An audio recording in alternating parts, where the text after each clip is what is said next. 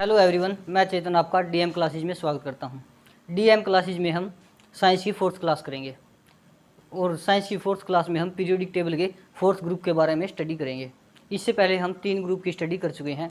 Fourth group को भी हम ट्रिक्स के माध्यम से समझेंगे और इसके बाद हम क्लास के अंत में सम इम्पोर्टेंट क्वेश्चन करेंगे, जिससे हमारी थ्योरी के साथ क्वेश्चन भी कंप्लीट हो जाएंगे। ट्रिक्स: काशी जी को सुन हुई पंजाब। सिंबल: एलिमेंट, कार्बन का सिंबल सी है और सिलिकॉन का सिंबल SI है। जर्मेनियम का सिंबल GE है। स्टेनम का सिंबल SN है और प्लम्बम का सिंबल PB है। प्लम्बम एक लैटिन वर्ड है।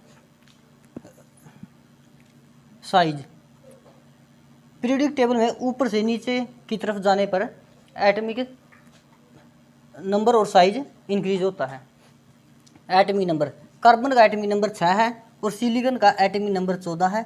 जर्मेनियम का एटॉमिक नंबर 32 है। स्टेनम का एटॉमिक नंबर 50 है और प्लम्बम का एटॉमिक नंबर 82 है। एटॉमिक नंबर को हम याद नहीं करेंगे, इसे हम मैजिक नंबर से भी निकाल सकते हैं। मैजिक नंबर 8, 18, 18 और 32। 6 में हम 8 को जोड़ेंगे तो 14 आएगा। 14 हमारा सिलिकॉन का एटॉमिक नंबर है। 14 में हम 18 को जोड़ेंगे तो 32 आएगा और 32 जर्मेनियम का एटॉमिक नंबर है। 32 में 18 को जोड़ेंगे तो 50 आएगा और 50 हमारा स्टेनम का एटॉमिक नंबर है। 50 में हम 32 को जोड़ेंगे तो 82 आएगा और 82 हमारा प्लम्बम का एटॉमिक नंबर है। इसके बाद हम कार्बन की स्टडी करेंगे। Carbon: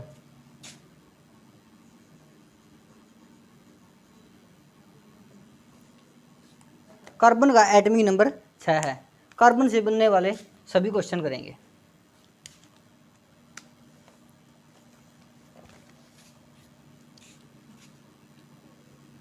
CO: carbon monoxide. Carbon monoxide यह एक जहरीली गैस है। जहरीली गैस यानी कि पॉइजनस गैस। यह एक पॉइजनस गैस है। इसके बाद हम कार्बन डाइऑक्साइड के बारे में पढ़ेंगे। CO2: कार्बन डाइऑक्साइड यह नॉन पोल्यूटेड गैस है। Non polluted gas. यह पृथ्वी पर गर्मी करने के लिए जानी जाती है। कार्बन डाइऑक्साइड एक नॉन पोल्यूटेड गैस है, इससे प्रदूषण नहीं होता। CFC: इसके बाद हम क्लोरोफ्लोरोकार्बन के बारे में पढ़ेंगे। क्लोरोफ्लोरोकार्बन क्लोरोफ्लोरोकार्बन को हम फरियोन गैस भी कहते हैं। फरियोन गैस। फरियोन गैस यह फ्रिज से निकलती है। रेफ्रिजरेटर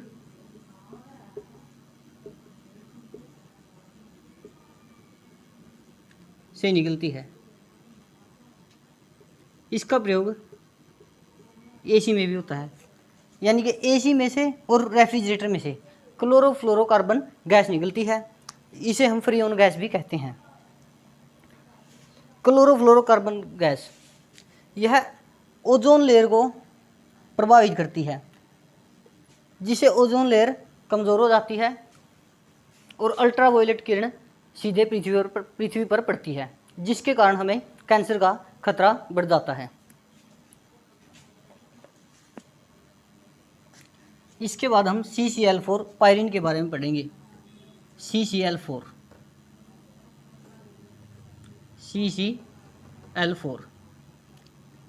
यह पायरीन है।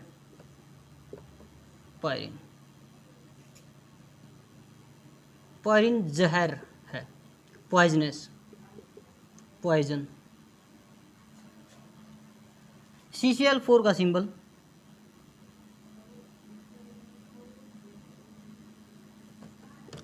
CCl4 का सिंबल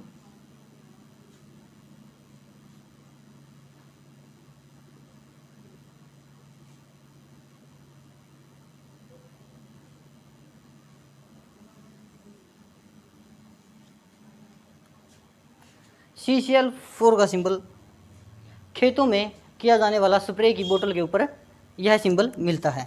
CCl4 यानी पायरिन, पॉइजन, यह बैक्टीरिया को मार देता है। इसके बाद CH4 मीथेन गैस है। CH4 मीथेन गैस, मीथेन है। इसको हम बायोगैस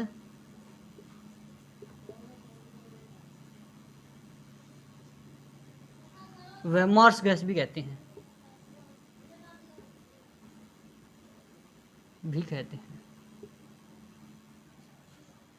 करते हैं। इसके बाद हम आगे बढ़ेंगे।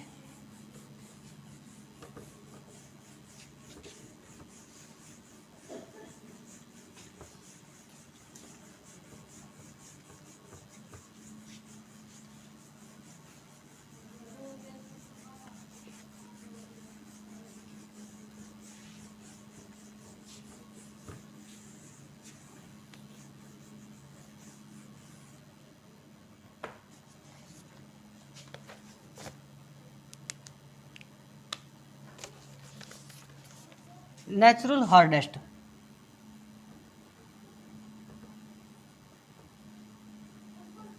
नेचुरल हार्डेस्ट डायमंड है, यानी ये हीरा। डायमंड के अंदर कार्बन पाया जाता है।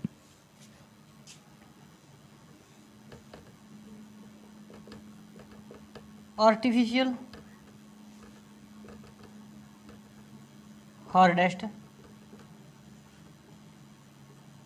ग्रेफिन है। ग्रेफिन के अंदर भी कार्बन पाया जाता है।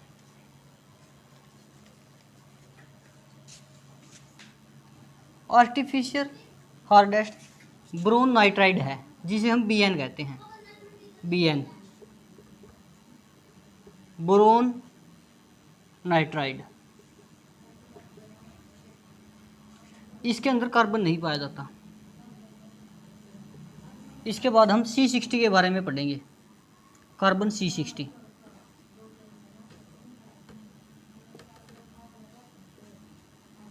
C60 C60 से बकमिस्टर फुलरिन, बकमिस्टर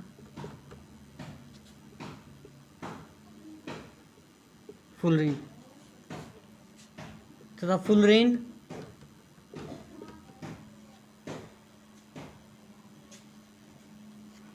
और बक्कीबाल बनते हैं। कार्बन C60 से नैनो रोबोट बनाए जा सकते हैं। नैनो रोबोट बनाए जा सकते हैं। Nano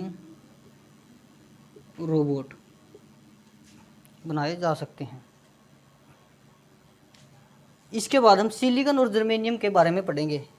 silicon, silicon and germanium, इनका प्रयोग सोलर प्लेटें बनाने में किया जाता है। सोलर प्लेट, सोलर प्लेट सूर्य से उसकी लाइट को एब्जॉर्ब करके हमें इलेक्ट्रिसिटी प्रदान करती हैं, यानी कि विद्युत को प्राप्त करने का मार्ग है सोलर प्लेट। सिलिकॉन और जर्मेनियम के सेमीकंडक्टर भी बनाए जाते हैं। सेमीकंडक्टर, सिलिकॉन और जर्मेनियम के सेमीकंडक्टर भी तैयार किए जाते हैं। सेमीकंडक्टर में most conductive metal, most conductive metal silver का भी प्रयोग किया जाता है। सिल्वर, इसका लैटिन वर्ड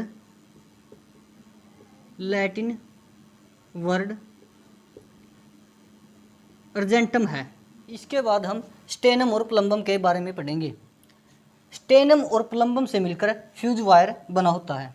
स्टेनम और प्लम्बम से मिलकर फ्यूज वायर बना होता है। स्टेनम को हम टिन कहते हैं। टिन, स्टेनम को हम टिन कहते हैं। स्टेनम का मेल्टिंग पॉइंट लो होता है, इसलिए यह शीघ्र ही गर्म हो जाता है। प्लम्बम यानी कि लेड, यह इंसुलेटर मेटल है, यानी कि कुछ अलग धातु है, इसमें से करंट पास नहीं हो सकता, इसका रेजिस्टेंस भी अधिक होता है। प्लम्बम का रेजिस्टेंस अधिक होता है। प्लम्बम ऑक्साइड यानी कि PbO2 लिथार्ज कहते हैं हम इसको, जिसका प्रयोग बैटरी में किया जाता है। पीबीएस गलेना है। इसके बाद हम सम इम्पोर्टेंट अलॉयज के बारे में पढ़ेंगे। सम इम्पोर्टेंट अलॉयज, ब्रास यानी कि पित्तल, ब्रास को हम पित्तल कहते हैं, जो कॉपर और जिंक से मिलकर बना है। इसमें कॉपर की 70% मात्रा है और जिंक की 30% मात्रा है। ब्रास से हम बर्तन बनाने में प्रयोग किया जाता है। ब्रोंज यानी कांस्य, ब्रोंज कॉपर और स्टेनम से मिलकर बनता है। इसमें कॉपर की मात्रा 90% है और स्टेनम की मात्रा 10% है। इसका प्रयोग हम सिक्के, घंटी व बर्तन बनाने में करते हैं। जर्मन सिल्वर कॉपर, जिंक और निकल से मिलकर बनता है। इसमें कॉपर की मात्रा 60% है और जिंक की मात्रा 20% है, निकल की मात्रा भी इसमें 20% है। इसका प्रयोग हम बर्तन बनाने में करते हैं। रोल्ड गोल्ड कॉपर और एल्यूमिनियम से मिलकर बनता है। इसमें कॉपर की मात्रा 90% है और एल्यूमिनियम की मात्रा 10% है। इससे सस्ते आभूषण बनाए जाते हैं। गन मेटल कॉपर, जिंक और स्टेनम से मिलकर बनता है। इसमें कॉपर की मात्रा 90% है, जिंक की मात्रा 2% और स्टेनम 8% मिलाया जाता है। गन मेटल से तोप, गेयर और बेरिंग बनाए जाते हैं।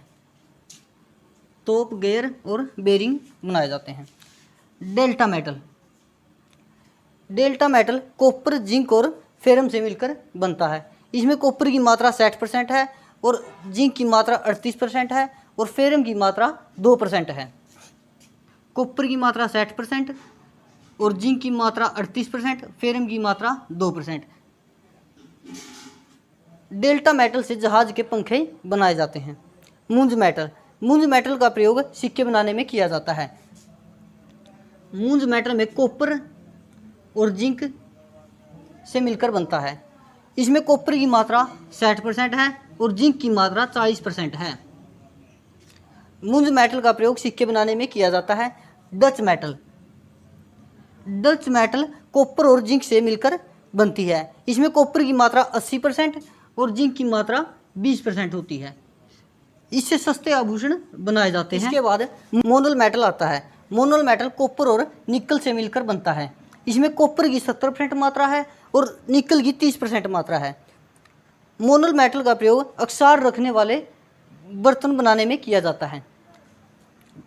अक्सार को हम इंग्लिश में बेस कहते हैं। बेस जिसकी पीएच वैल्यू